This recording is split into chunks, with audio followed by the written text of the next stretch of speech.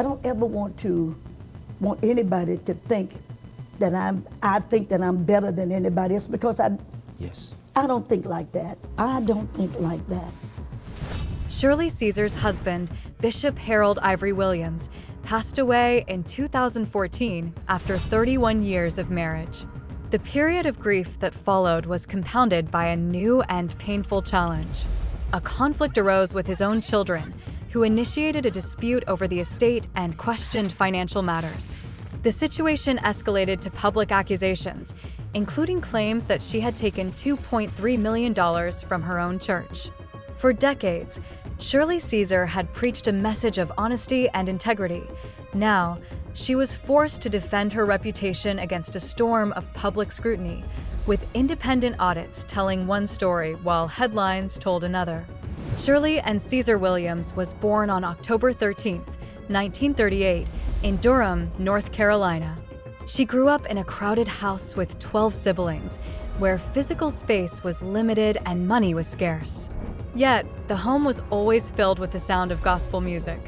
Her father, James Caesar, known as Big Jim, worked long days at the local tobacco factory. His nights were dedicated to leading his gospel group, the Just Came For. When he rehearsed at home, his harmonies filled the small rooms, and a young Shirley listened intently, absorbing the notes that would guide her life's path. Her brothers formed their own quartets, and church songs were such a constant presence that music became a fundamental part of her upbringing. She carefully watched her father's performance style and copied his vocal tone. Before long, she was singing in local churches, her powerful voice surprising audiences who saw it coming from someone so small. Big Jim wasn't just a factory worker trying to feed a large family. He was a celebrated figure throughout the Carolinas, loved for his powerful voice and his passionate preaching. People would gather wherever he was scheduled to sing. His rehearsals often brought neighbors into the house, giving Shirley a front-row seat to the authentic, communal world of traditional gospel life. This period of stability, however, came to an abrupt end. In 1950, when Shirley was just 7 years old, her father suffered a sudden seizure and died. His passing left the house in a profound silence that no choir could fill. For many years, she carried the painful and mistaken belief that he had died because he had disciplined her earlier that day for breaking streetlights with rocks. This unfounded guilt marked the end of her childhood and left her with a deep wound that she struggled to name. Music and faith would eventually provide a path toward healing, but at that time, everything felt heavy with loss. Following his death, the immense weight of providing for the family shifted entirely to her mother, Shirley Caesar, who herself struggled with mobility due to a lame leg. Raising 13 children with no consistent source of income was a nearly impossible task. Shirley began to help support the family in ways other children her age never had to. She took on household chores, cared for her younger siblings, and sang whenever and wherever she could to earn a little money. She watched her mother refuse to give up, even when the family seemed to be on the edge of collapse. That stubborn, quiet strength shaped Shirley's own character, and she found a deep and lasting comfort in the church when the world outside felt unsafe and unpredictable. Those formative years taught her resilience and instilled in her a reliance on her voice and her faith when nothing else seemed dependable. As she pushed through her grief, a powerful talent continued to rise within her. By the age of 8, she was already performing solos in local churches, consistently turning heads because her vocal tone carried a depth and maturity far beyond her years. People in the community started calling her that little Caesar girl because she could hold a room with the authority and presence of a seasoned adult singer. By the age of 10, she was performing with her father's old group, the Just Came For, and traveling with them across the Carolinas. Churches began to request her by name, and she was welcomed at revivals as if she were already a star. It was unusual to see a child command stages with such confidence, and one performance flowed seamlessly into the next, allowing her reputation to spread across neighboring towns. During her early teens, she started traveling with the evangelist Leroy Johnson from Portsmouth, Virginia. His popular television program put her on the air long before most teenagers could even dream of such exposure. She became known to a wider audience as Baby Shirley, appearing on a broadcast that reached far beyond her hometown. In the segregated South of the early 1950s, this kind of opportunity was exceptionally rare for a young Black girl. Through her association with Johnson, she recorded her first single and began to build a professional network that stretched across state lines. The experience of performing on television taught her how to connect with crowds she couldn't see, and she developed a professional confidence that made people remember her long after the show ended. Her first official recording came in 1951, when she was barely 13 years old. She stepped into the studio for Federal Records and sang, "I'd Rather Have Jesus." The record label described her as a 12-year-old lass, and though the age was slightly off, it didn't matter. The song spread quickly through gospel circles and firmly marked her as a child prodigy. At a time when most gospel stars were adults, a young girl breaking through with such power and polish drew significant attention. She continued to tour with Leroy Johnson, using her earnings to support her family and carrying more responsibility than anyone her age should have. As the years passed, she enrolled at North Carolina Central College to study business education. While college opened new doors for her, she felt a persistent pull away from academic life. Her heart remained with gospel music and full-time ministry. Even as she tried to focus on her studies, the pressures of segregation and inequality added to her internal conflict. She found herself caught between two paths. She wanted to make her mother proud by earning a degree, yet she sensed that her true calling was elsewhere. That conflict grew until one ordinary day when she was sitting in a classroom taking a typing test. In the middle of the exam, she heard a voice clearly call her name. She looked around, but no one had spoken. Later, while lying on her bed, she heard the same voice again, telling her that she had been called from her mother's womb and was anointed to preach the gospel. The moment felt so vivid and so certain that she could no longer ignore it. She knew then that she couldn't continue to chase a conventional career. With that newfound clarity, she made the difficult decision to step away from college and move toward a life of full-time ministry. In 1958, at the age of 19, she gathered her courage and approached Albertina Walker, the celebrated leader of the Caravans. The group was already a powerhouse in the gospel world, known for launching the careers of legendary talents like James Cleveland and Inez Andrews. Walker listened to Shirley sing and immediately recognized the special quality in her voice. She invited her to join the group, and Shirley accepted without hesitation. Though she had been singing since childhood, this was the first time she would be standing beside established legends. Once she stepped onto the stage with the Caravans, her unique performance style became impossible to miss.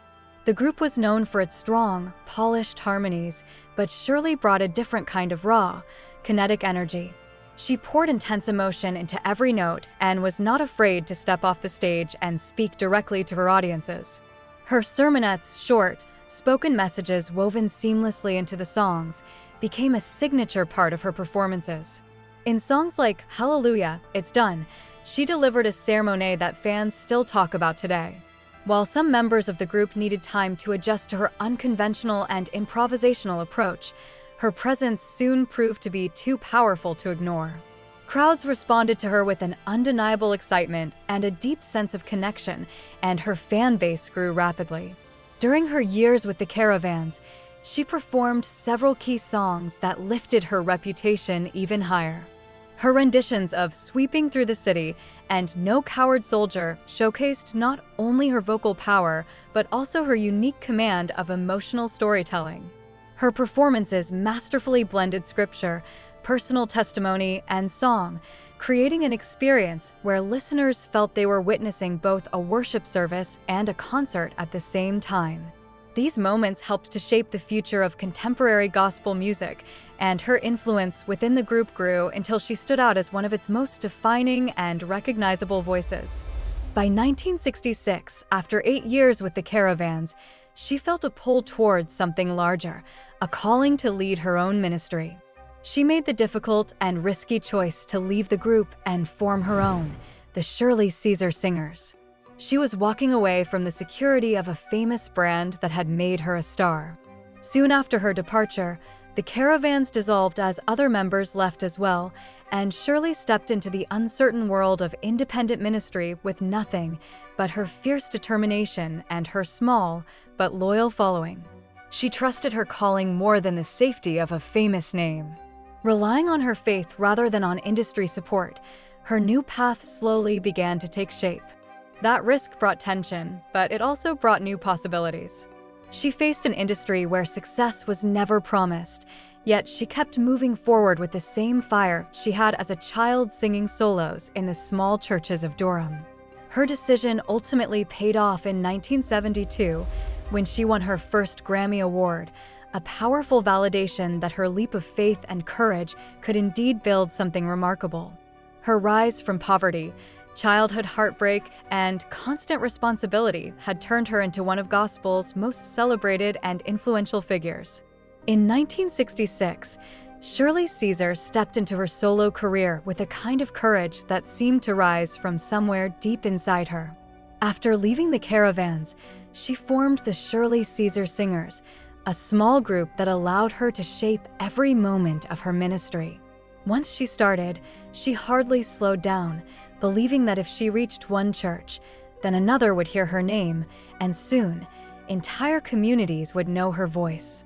She moved through the national church circuit with a relentless energy, sometimes taking on more than 100 engagements in a single year, traveling from small rural churches to large urban revivals. People didn't just come for a performance, they came for a full spiritual experience. This dedication slowly built something powerful, and by the early 1970s, her name was spreading everywhere. Then, a moment arrived in 1972 that changed everything. Her solo decision, which had once seemed so risky, turned into a major breakthrough when she won her first Grammy Award for Best Soul Gospel Performance for her version of Put Your Hand in the Hand of the Man from Galilee. That win served as a powerful confirmation that all the long nights and miles traveled had been worth it. The song became a gospel favorite across the country, and over the years, she would go on to win a total of 11 Grammys, but that first one felt like the one that opened the door and announced her arrival on the national stage. As she continued her career, her concerts grew more unique. She would be singing one moment and then seamlessly shift into a ceremony that touched on something personal in every listener.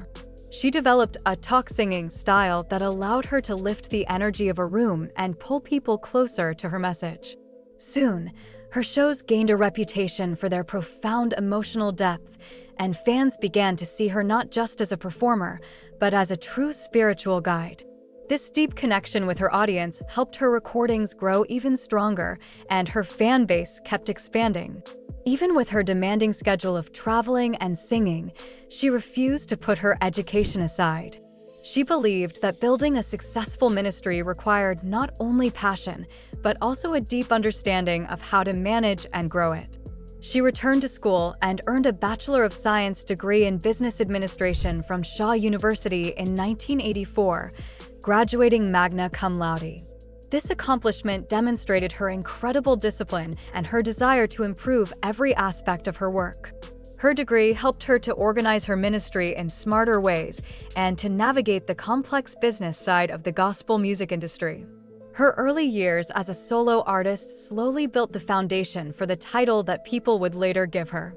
Both fans and fellow musicians began calling her the First Lady of Gospel long before the entire country recognized it.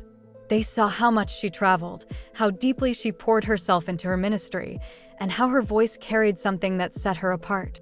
By the time she was inducted into the Gospel Music Hall of Fame in 2000, the title felt as though it had always belonged to her. She had become a true leader for future generations of gospel singers. One of the most emotional and pivotal moments in her career came in 1975 with her recording of No Charge. The song had started as a country tune, but Shirley Caesar brought her own spirit and soul into it.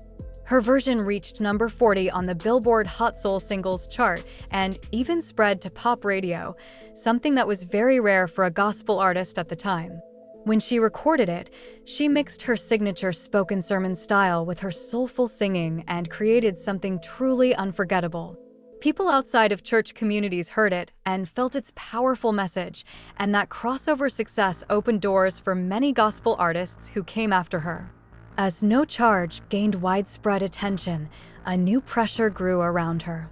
Record labels and some fans wanted her to create more songs that could reach secular audiences, but she held tightly to her gospel roots. She believed her ultimate purpose was to deliver Christian messages, even if that meant turning away from bigger commercial opportunities. That internal tension shaped many of the decisions she made in the years that followed, as she found ways to reach wide audiences while still keeping her music firmly grounded in her faith. Because of that unwavering commitment, she earned a deep and lasting respect from people both inside and outside the gospel world. Along with her thriving music career, she stepped fully into her pastoral ministry. Though she had begun preaching in 1961, her official journey at Mount Calvary Word of Faith Church in Raleigh, North Carolina, began after she married Bishop Harold Ivory Williams in 1983. She was ordained in 1990 and became a pastor who managed to balance her church leadership with a global music career. Her sermons blended scripture with real-world, everyday struggles, helping thousands of people connect with her messages in tangible ways. In 2022, she preached and performed for more than 3,000 people at the Duke Energy Center for the Performing Arts in Raleigh, proving that she still carried the same spiritual fire she had decades earlier. Her outreach stretched far beyond the pulpit. For over 38 years, her outreach ministries have provided food, clothing, and emergency financial help to families in need. Every year, her church hosts a massive Christmas giveaway where hundreds of families receive food, clothes, and toys. In 2024, more than 1,000 people attended the event.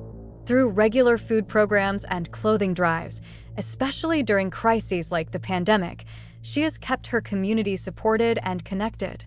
She funded much of this work through donations and her own personal resources, believing that serving people was a sacred duty. Her dedication to helping others eventually led her into public service. In 1987, she ran for an open seat on the Durham City Council, despite warnings that getting involved in politics might hurt her career. She won the election and served 4 years, focusing her efforts on affordable housing, job creation, and support for seniors.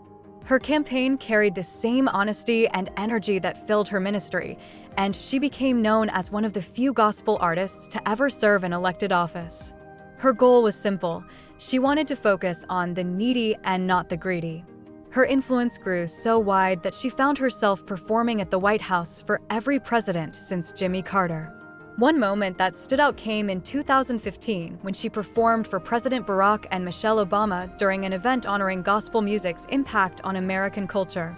President Obama praised her as a quintessential sound of America. All of these years of dedication built a long and impressive list of honors: 11 Grammy Awards, 15 Dove Awards, 14 Stellar Awards, a National Heritage Fellowship, and inductions into both the Gospel Music Hall of Fame and the North Carolina Music Hall of Fame. The recognition came from everywhere because her impact touched far more than just music. She had become a national symbol of faith, dedication, and community service. In the midst of her continued service, Shirley Caesar's world shifted in a single moment on July 4th, 2014. That was the day she lost her husband, Bishop Harold Ivory Williams. They had shared 31 years together, and he had led the Mount Calvary Holy Churches of America for 37 of them. Their journey had begun on June 27, 1983, when they married, and they later stood side by side as co-pastors in Raleigh. Thousands came to honor him during his 2-day funeral, yet all that noise could not touch the profound silence she felt when she went home without him. She kept leading the church, believing it was the only way to keep moving forward, but the grief followed her everywhere. Not long after his passing, something even more painful began to unfold. His children from a previous marriage, Harold Jr. and Hope, challenged her over the estate. The warmth and love she had shown them for years made the conflict cut even deeper. The legal battle grew larger than anyone expected, touching on church buildings, real estate, and even the transfer of assets to private companies. For Shirley, it was heartbreaking. The grief of losing her husband was now followed by the shock of losing the closeness she once had with the children she had helped raise.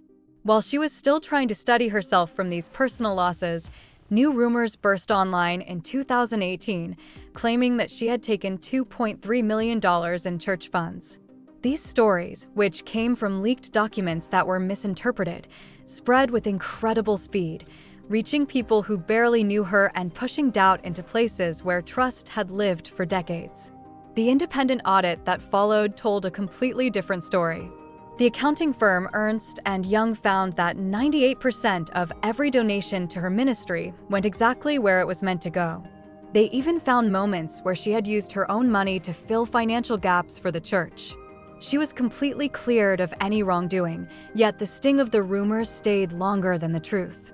It showed her just how fragile a reputation could be when the internet decides to twist a narrative before the facts have time to breathe. As she continued her work, she faced another strange challenge. False reports of her death started spreading online, especially in 2024 and 2025. News feeds filled with claims that she had passed away or was battling throat cancer. The lies grew so loud that strangers came to her house holding prayer cards and flowers. She had to record videos just to prove she was still alive, a surreal and shaking experience. At the same time, her body was carrying its own battles.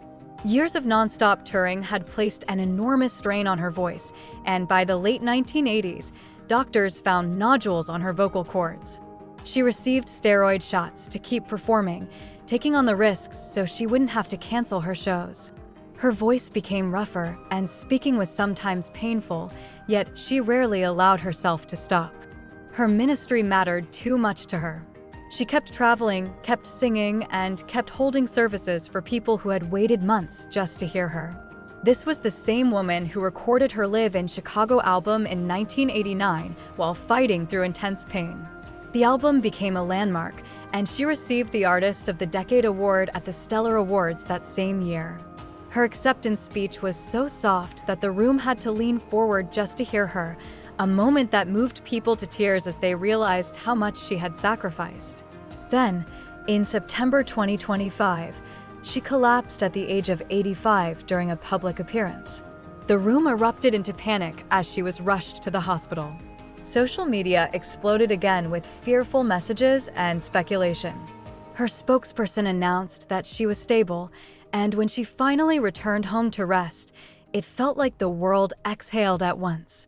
Even after moments like this, she always came back. She preached again, she appeared in interviews, she sang. Her resilience continued to surprise people, a strength she always credited to her faith. She believed that if she could speak, she could serve, and if she could serve, she would not stop. In 2016, a completely unexpected moment pulled her into a new kind of spotlight. A clip from her performance of Hold My Mule went viral. Her line about beans, greens, potatoes, tomatoes turned into the You Name It challenge. The internet remixed it, laughed with it, and showed it to millions of people who had never heard her music before. She didn't hate it, she embraced it, hoping it could raise attention for the causes she cared about. The meme brought her voice to a younger generation and reminded everyone that gospel music can travel in ways no one expects. Her influence has been recognized with countless honors, including a star on the Hollywood Walk of Fame in 2016. She never slowed down creatively either, continuing to record new music and collaborate with artists across different genres, from Anthony Hamilton to artists in hip-hop. Her spiritual discipline is the reason she has survived so much. She once shared that she prays for at least 2 hours every morning, starting at 4 a.m. She reads the Bible cover to cover every year and never misses a Sunday service. For her, ministry was never a performance, it was her life's purpose. She has mentored younger artists like Yolanda Adams and Kirk Franklin and ran a gospel academy to train the next generation. Yet, behind her public strength, the storms have always been there. She has battled exhaustion, loneliness, and the constant pressure of public scrutiny. But each time life has tried to pull her under, she has risen again, choosing her integrity and her faith above all else.